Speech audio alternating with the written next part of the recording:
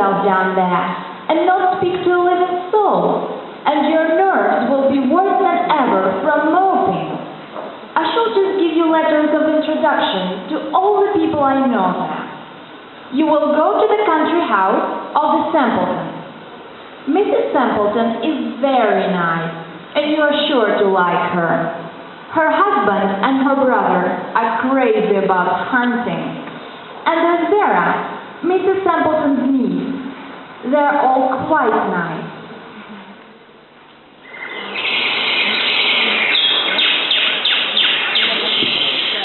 My aunt will sit down presently, Mr. Nuttall. In the meantime, you must try and put up with me.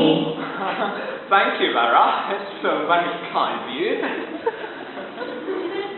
Do you know many of the people around here? Hardly still. My sister was staying here at the rectory an old time 3 years ago, and she gave me not this. And this I think. Yes, a letter of introduction to some of the people here. Then you know practically nothing about my aunt. Only her name and address. A great tragedy happened just 3 years ago. That would be since your sister's time. Tragedy? You may wonder why we keep that window wide open on an October afternoon. Well, it is quite warm for the time of the year, but has that window got anything to do with the tragedy? Out through that window, 3 years ago today, her husband and her young brother went off for their day's shooting. They never came back. Really? And crossing the moor to their favorite night shooting ground, they were all too engulfed in a treacherous piece of bark. It had been the dreadful wet summer, you know, and places that were safe in other years gave way suddenly without warning. Their bodies were never recovered. That was the dreadful part of it. Poor Aunt always thinks they will come back someday, they and the little brown spaniel that was lost with them, and walk in at that window, just as they used to do.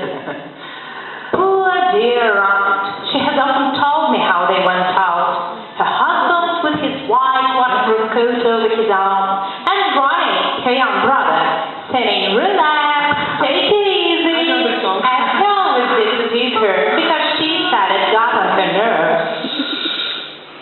Do you know, sometimes on still, quiet evenings like this, I almost get a creepy feeling that they will all walk in through that window.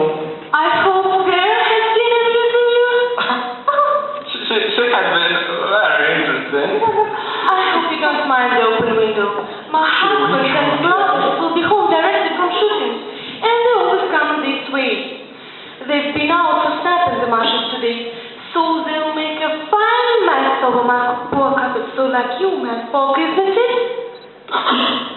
Well, Mrs. Sappleton, let me introduce myself.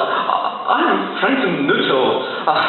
My doctor recommended going on leave, and I chose this retired sport as she was staying here some 4 years ago, my sister, you know. Wasn't she? Here's a letter of introduction she gave to me. Oh, well, do you like hunting? I wouldn't say so. But my husband does, and My doctor that my brother has recommended a passion for shooting. an absence of physical exercise. Would you dare for another cup of tea? Oh, thank you, my dear, but I will wait for my husband. On the matter of diet, they're not so much in agreement. No. They're not still, you know, crazy. Take tea. Here we are at last, just in time for tea.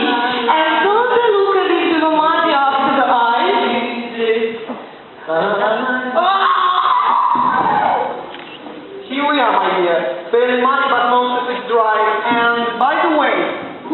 elegant young man who bolted out as we came. A most extraordinary man, and Mr. Nuttall could only talk about his illness and dashed off without a word of goodbye or apology when he arrived. One would think he had seen a ghost. A ghost? I expect it was the spaniel. Our spaniel. He told me he had a horror of dogs. Dogs?